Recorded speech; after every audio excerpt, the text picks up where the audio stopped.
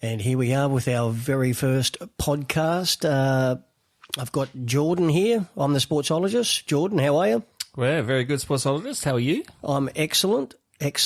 And sort of being our very first podcast, I'm sort of, our target market is sort of sports tragics and couch potatoes. I know I'm a bit of a couch potato when it comes Boxing Day, cricket. Well, I thought I was going to be the couch potato, mate, and you were going to take on the tragic role, but that's okay. We can work around that. Either or either. I'm sure at various times we're either or either. That's for sure. I think there's going to be many times we're both going to be potatoes, and I think it works together, actually. I'm sure it does. Be a nice vegetable soup we would make. Yes. So, do you think you're a sports tragic or? I love sports. I don't know. So if I've been playing for a long time, I think I didn't think I had much choice with my parents. So they were they grew up in Western Australia. I think Mum was a crazy footy, like an AFL person. Back then it was a waffle, I think it was. And yeah, so grew up around that. Dad, coached footy and so forth. And I think from the age of 3, I was hanging around the footy and played myself and tennis and a few different other little sports like that. So yeah, I love the sports. And as you know, I did a sports show for a couple of years on local radio stations. So yeah, it's always in the heart. Absolutely, on Paradise FM, of course, and that's where we did meet. I'm still doing the little sports segment there with Mark on Saturday mornings. So not a newbie entirely to the microphone. No, and I think what was interesting about doing it and starting off with a show like that is just the diversity of sports that you actually get to cover. Last time we were in there, we're learning everything from 10-pin bowling to, then it's moving to Pickle Ball, and then we hit the NRL, and then it's cricket, and then, anything in between. Of course, I didn't realise how cutthroat the old croquet was either. Geez, that's... Well, I haven't had a crack at croquet, I've got to admit there. But look, getting back to pickleball, there's a bit of an urban myth going around, and it's on the word's out on the street that when you actually played your very first pickleball game, you were absolutely thrashed by an 85-year-old grandmother. Well, that's true, and I'm probably making her a bit younger than she was too. Actually, I'd freely have to admit that one now. So, let's call her Shirley because that's probably appropriate for about that age. And yeah, it was a bit of a surprise. Having played tennis for quite a few years, I thought, what's this, this pickleball? And everyone's like, older than me, so I'll go easy. And I tell you what, mate, I didn't win a point. She just sat at the net. Well, you got to have like a thing. I think you got to be about 900 back with the kitchen, and nothing was getting past that lady. So anyway, lesson learnt. Well, you probably kept hitting the ball to her. Well, I tried not to. I think I hit the net more than I hit her, but anyway, that's all right. That was the pressure of the game time. Hey? That was the pressure of the game time. It's amazing what pressure does, that's for sure, especially when you're playing an 85-year-old grandmother. Well, I tell you what, I tell you that sport it's taken off. I've been really interested. Like in Australia, I think that you get a lot of, so maybe it's the timing or whatever, but you do get a lot of the older style or type playing it. It's rare to see, younger people, except maybe at the universities or whatever. But overseas, it's a completely different scenario. The pros are all in their 20s, the same as like tennis, that kind of thing. So it's an interesting game. It's you're trying to explain it to people. It's sort of a mix between table tennis and badminton and tennis. So that's how I put it. And geez, it works you out. And short, fast game, and yes, absolutely. Yeah, you haven't got the speed across the court. Well, you don't need the speed across the court. It can be a little bit of a stand and deliver game. So it's really still, if you've got that hand-eye coordination, you're still very competitive. Yeah, well, there's also the what we call the little dinks. So if you ever watch it on YouTube, you can actually see the 4 people actually standing up. Because as I said before about the kitchen, where can't stand right up at the net and slam it. So you got to have that little thing. So it actually becomes a game of wait for your opportunity and your chance. You can have 50, 60, 70 rallies sometimes, like pros do, just waiting for that one chance. And even then, like they slam the ball, and people are still hitting it back. It's quite an interesting game. I think what's good about it as well is it's short and sharp. So most games will last 15 minutes maybe. Well, obviously, like pros, they're much better at it. So you can get in hard, change it around. It's easy to carry around a little paddle and smaller size and everything. For example, I just saw 2 tennis courts get redone, and that makes eight pickleball courts. That's up at Alstonville? Yeah. So rather than say 8 people playing doubles, I'm not saying, I love tennis too. I love tennis. Great game. You can have like 32 people having a hit.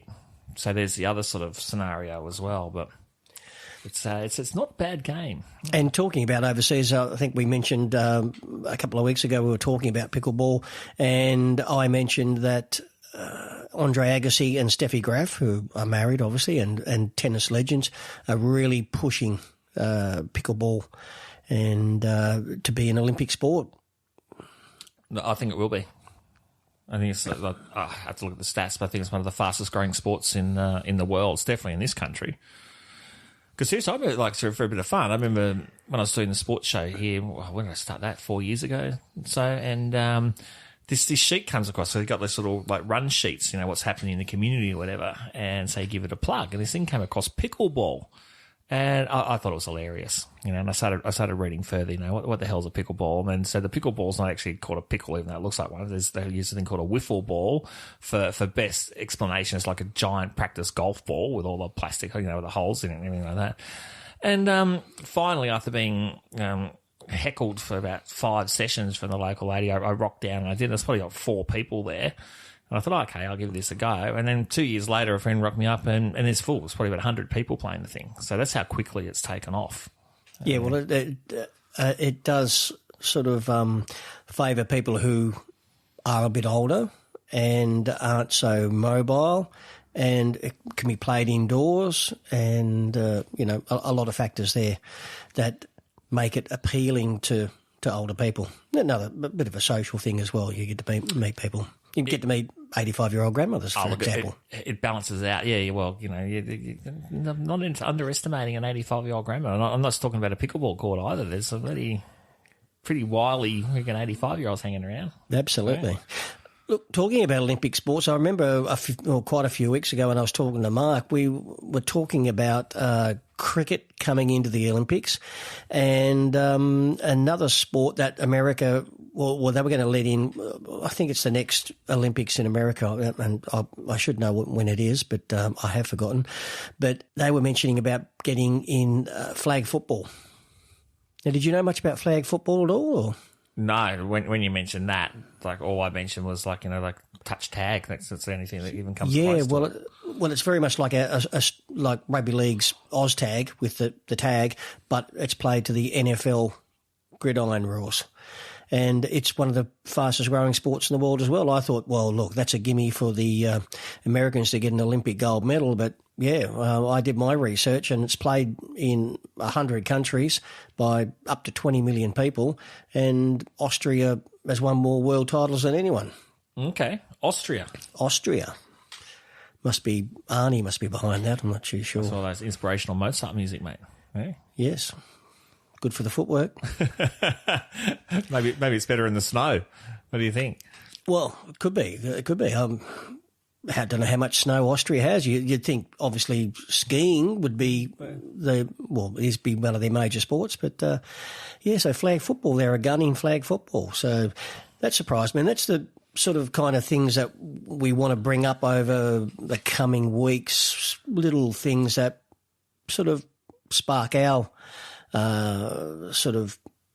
interest in things. And what I found is particularly interesting, like, when we started chatting and everything like that, was actually the history and the things that you bring to the table. Where it's almost like a historical sort of thing, but also, you bring some questions out and some debating topics, I guess, for want of a better word, but, in a positive manner. Obviously read the feedback and the comments that come through on the Facey and everything with you. And, I think this is what you like. You like to just put the question out there. Let's discuss the question. Let's hear the feedback from people and, what's what their honest opinions are on things and open up some things that aren't necessarily always opened up or addressed the right way through the official channels. And I think this is one of the things what people want to listen to and understand. They want to be heard, what their opinion is, and not, because the amount of times, I don't know about you as AFL, NRL, all these guys, they toe the line.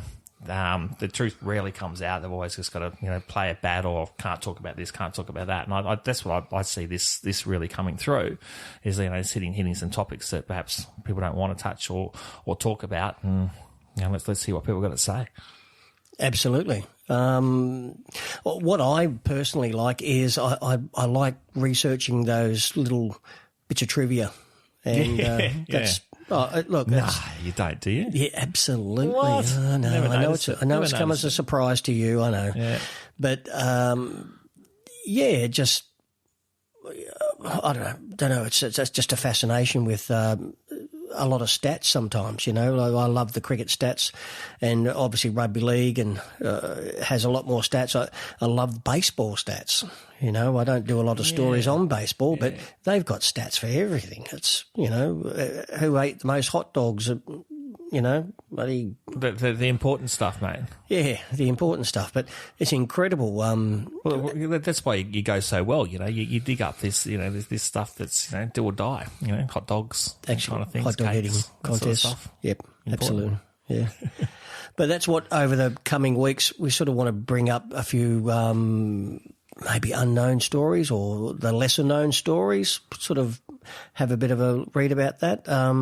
Also, what's trending. Obviously we want to stick our nose in with what's trending, but, most of the time it's going to be background stories on things and bit of trivia and, bit of banter. Well, it's got a lot of stuff on a lot of levels. And I also think that what's important is, anyone who's listening regularly, give us a little buzz, like, hey, I heard about something, or this would be really interesting to have a bit of a chat about this. What do you boys think? And we'll open it up. Absolutely. The Facebook page would be good for that. At Sportzologist with a Z. That's good for getting a bit of feedback. And look, happy to hear people's comments. That's for sure.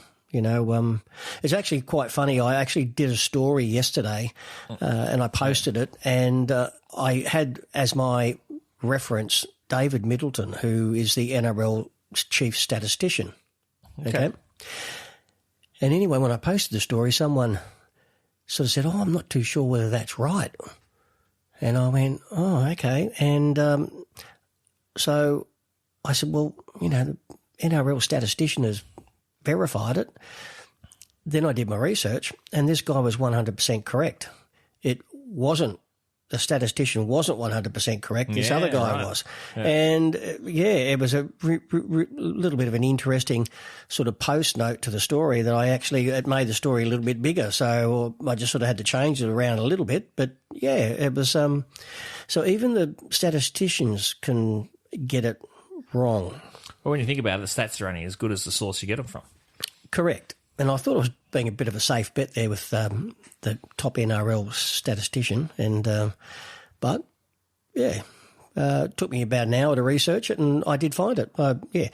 So, look, happy to have people's opinions, and if they're, if they think something's not quite 100%, then by all means, And you know what? This is the other beautiful thing about, this day and age, love social media, and now we're all connected or not connected, that's whatever, take it or leave it. But there's people out there. I mean, days gone by, he was the statistician. He wouldn't know how to check. He wouldn't know what to check. He wouldn't even know where to go. Now, bang, we've got avenues to question these things, and this is what we want to do. Sit here and, talk about sort of idle sort of things. We want to, really get in there and understand some stuff, yeah?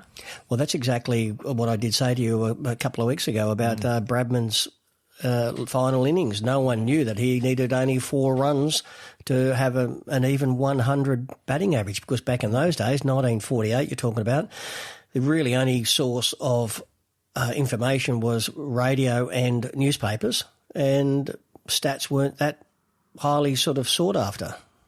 And, so Bradman didn't even know that he needed just 4 runs. Wouldn't have probably made any difference. I mean, he was going to go out there and try and score as many runs as he could. But anyway, he, failed, got a duck, and ended up with 99.94. So stats are really just in the modern game have other thing that's, it relies on.